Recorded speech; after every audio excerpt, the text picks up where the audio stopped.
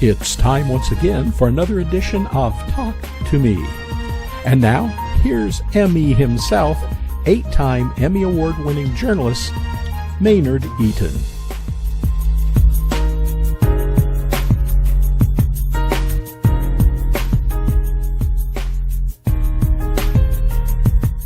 Hello, everyone, and welcome to this week's edition of Talk to Me.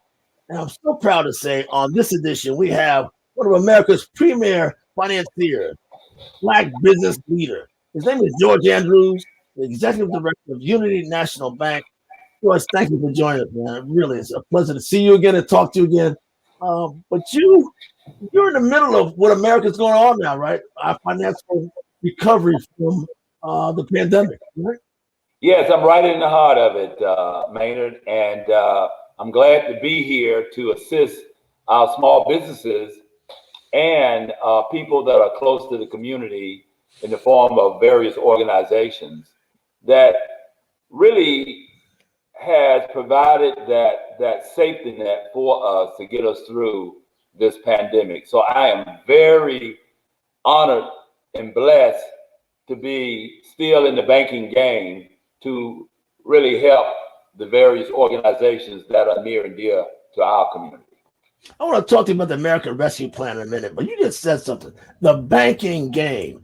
This is no nonsense industry, is it not? You've been in a minute. The banking game, particularly Black business game, is serious, is it not? Yeah, you're absolutely correct. This is serious business. As you know, I founded Capital City Bank over some 30 years ago, and we were at it for 25 years, and now I'm still at it with Unity National Bank, helping the unbanked and the underserved individuals and businesses. So we take financial literacy very serious, and we want to do everything in our power to make sure that everybody out there that deserves what I call financial services get that opportunity. Well, George, correct me if I'm wrong. My understanding is now, from the heights of Citizens Trust Bank that you know about and yours, Capital City, now, I may be wrong, only 19 Black-owned banks left?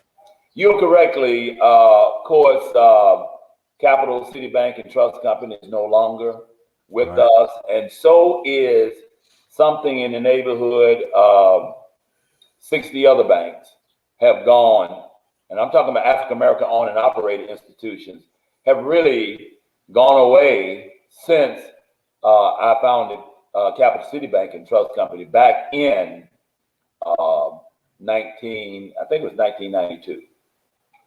George. So they have gone away. And with them, that is a lot of resources in the community that have really gone away with those institutions. George, you're as politically savvy, smart as a business guy, as well as your colleagues are. So you didn't fail because, or these banks went out of business because you weren't smart enough. What happened? Well, you know, I'm going back to the days of Tarp. The major financial institutions in the world, the Bank Americas, the Wells Fargos, the Citigroups, the Chase banks, and so forth and so on, they literally received billions of dollars in Tarp money. Okay, and small institutions like my former bank and these other African American institutions did not receive Tarp money, or if they did not receive their fair share. And in my particular case, I didn't receive any. So we were left to fend for ourselves in terms of bringing in more capital to sustain our balance sheets to weather the storm of that financial debacle back in 2008. So we did a lot in terms of raising capital internally, but without that help from the federal government that the big banks got, I might add, we couldn't survive. Briefly explain what that TARP money is, please, for those of us who may not get it and what that meant. Okay, TARP is trouble restructuring assets of a a bank. You receive this money in the form of a capital infusion so that you can write off all of your toxic assets and still maintain a strong capital position, because as you know, we are heavily regulated, and statute dictates that your capital cannot drop to a certain level because your funds are FDIC insured, and the regulators want to make sure that you have a sound financial institution. So we were very interested, and we went after Tarp Money to sustain our financial institutions. But again, as I indicated, we did not receive it. Regulators were very supportive of us, but in getting the money, but the political dynamics being what they are, meaning that most of the African American financial institutions that applied for it and didn't receive it got caught up in that football. And today's football, as I understand it, in your industry, is the American Rescue Plan. Now you got $10 million from the Fulton County Board of Commissioners this past week. Big checks, and you'll see in this photo. But what does that mean to you, and what does it mean to your consumers? Right. That's an excellent question. Where's that money going? First of all, we received $5 million, and it was the other bank received $5 million. So it was $10 million in all that were received for minority banks. The Loyal Bank, that's an Asian bank. And of course, Unity National Bank is an African American owned and operated by Dr. Case Lawal. Out of Texas, right? Out of Texas. And I run the Atlanta operations here. But the deposit in and of itself, Maynard, doesn't mean too much. You know, we get $5 million and we put it on our balance sheet in the form. Nice headlines, though. Nice headlines. Nice beautiful headlines, you know. And we put it on our balance sheet and show up as a liability because the money belongs to the county, not the bank. What is interesting about that $5 million deposit as it relates to me is the fact that the money will be used for reinvesting back in the community. That is what excites me. What excites me is the fact that we can invest the money back into the community in the way of small business loans. You know, there were a lot of businesses, man, and you probably know this better than most, that did not qualify for the PPP. That's true. They just didn't have their financials in order. They didn't necessarily trust the government, SBA. They didn't have staffing to help them in terms of putting the package together. They didn't understand the package for one reason or another. And so they fell through what I call the safety net. This money here is an opportunity for those companies that did not get the PPP to get what I'm going to call a loan that is forgivable, provided they do X, Y, and Z. Now you're talking about the American Rescue Plan, now, right, sir?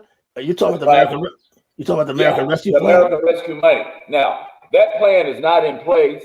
We are talking with Rob Pitts and the other commissioners over in Fulton County to allocate this money to a fund whereby individual businesses can borrow maybe anywhere from $5,000 to $250,000. You know, you can put a cap on it at $250,000 or whatever is necessary. But what this would do, it will provide them with an opportunity to get that business stabilized so that they can, number one, move forward, or in some cases, reopen the doors. Yes. Some of these businesses closed. So we're talking about, and really, to be quite honest with you, we're talking small dollars, like maybe five. I might envision this thing being capped out at 25,000. You can't get a loan more than 25,000, because if you qualify for assistance above that number, chances are you are able to get the PPP and you are able to get other kinds of benefits from the SBA. But George, doesn't this impact across the country? It's not just in your backyard, not just in Atlanta, but this impacts the rescue plan. Supposedly impacts small Black businesses across the nation. Correct? It does. It does. My statistics tell me, or the economic forecast that we basically go by in this industry, tells me that 45% of small businesses will not come back. Oh, wow. Wow. 45%. Now, that's Black businesses. I need to qualify that. That's Black businesses. 45% of Black businesses that were impacted from this pandemic did not survive, and certainly they won't come back. Now, we're talking about your barber shops, your beauty shops, your little florists. We're talking about these small businesses, these little coffee shops, restaurants you find, soul food places around the community. But these kinds of businesses, man, they represent the pillar of our community. Yes, yes, sir. And most small businesses in this country represent one employee, and that's the owner.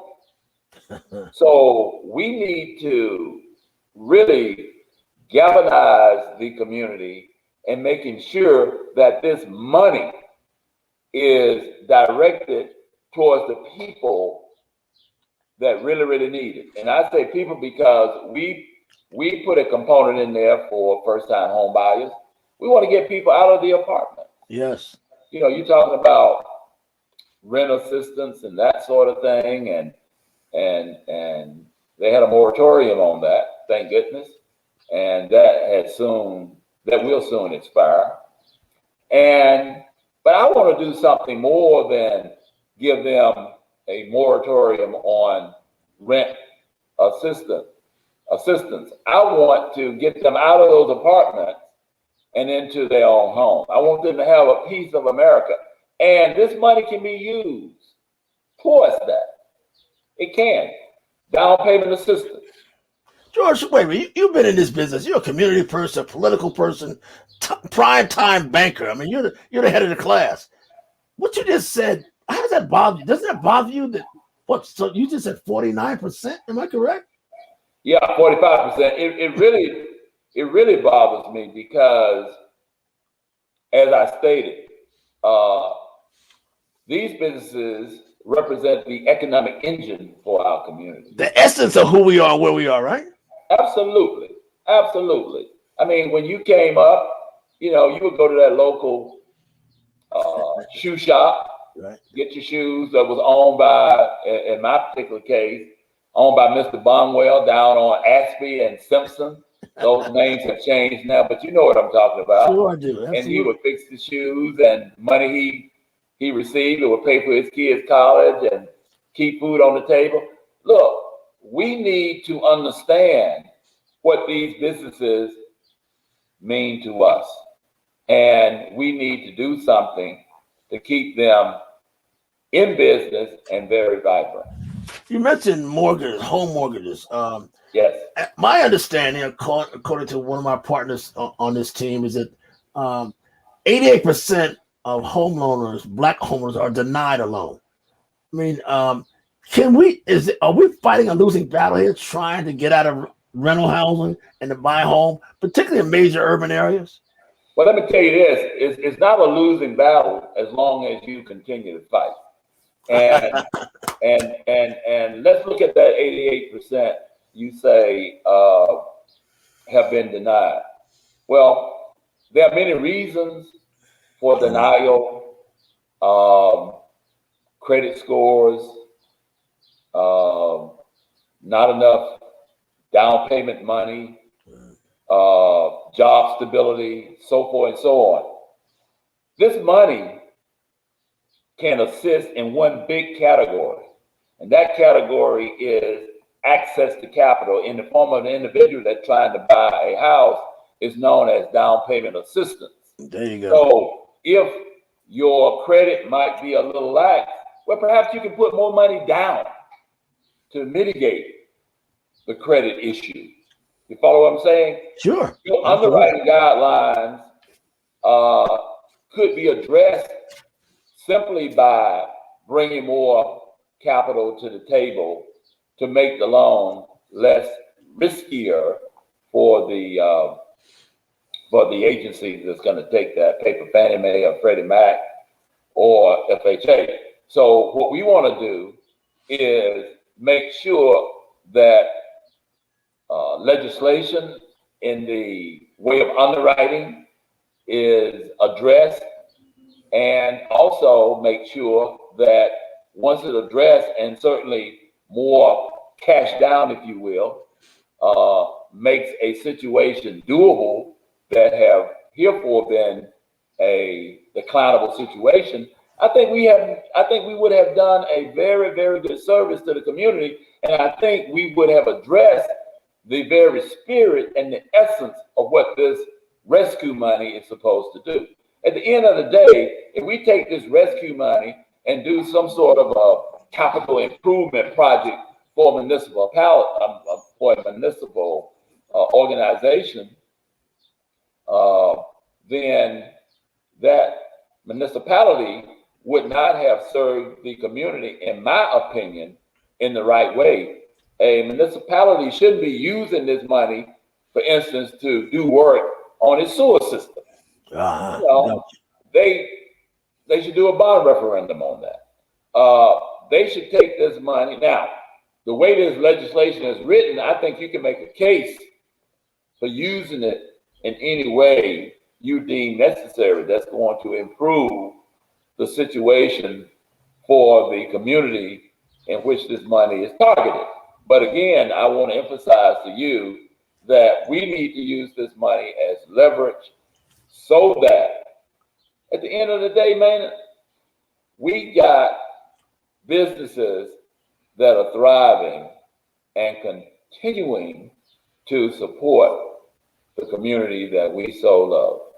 So you've been doing this for a minute, more than a minute, Yes. and you're good at it. Do you see that happening? You see businesses thriving? You see the ups and downs of Atlanta and across this country. Are you really optimistic that can happen, sir? I'm very optimistic, and I'll tell you why. Okay. The statistics are bad. As you know, you got 45% of Black businesses that will not make it through this pandemic. But you got those young Black entrepreneurs that are coming from corporate America, bringing all of that experience with them and taking it to the neighborhood. That is encouraging, extremely encouraging.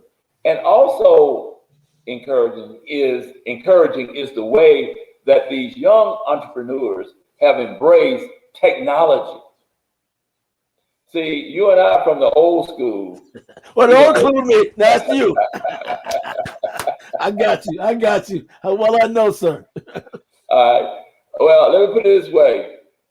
They can do more with that smartphone and running that business than we could do with a staff of 5 or 6 accountants in our office looking over our books and trying to make sure that we're managing all of the various aspects of our businesses. So technology is a game changer. And my job is to get our young entrepreneurs to be involved in technology to the degree that they have a state-of-the-art program in terms of technology for running their business. DeMarc Liggins, speaking of a young guy, DeMarc Liggins is a young chief of staff at SCLC. As you know, Dr. Charles Steele. He has asked me to ask you this question. What are the hard facts driving this discussion about the exclusion of Black banks? He's a former banker himself who left to go into the civil rights work, but he's worried about where Black banks are going and the exclusion of many of them. Well, let me answer it this way. Our biggest problem and you know this, and you talked about it, you've written about it for many years. Our biggest problem rests with us. Nope. Yep. If you take Unity National Bank, and you take CTB, and you put all of our deposits together, if you will, we represent less than 10% of the African Americans' depository base in this great city. Less than 10%. Now think for a second, man, all of the churches on Sunday receiving all this money. So you got the churches on Sundays receiving all this money, and on Mondays, the money goes out of the community. That's crazy. That's still the case? I heard that when I was a child. That is still the case. So before we can add, with all these primetime black preachers preaching the gospel of salvation and all this, the money goes out of our community? The money goes out of our community. And at the time this study was done, this was back in the 90s, we estimate that $28 million leave the community every Monday morning. Wow. Now that's just in Atlanta. Wow. We're not dealing with the state.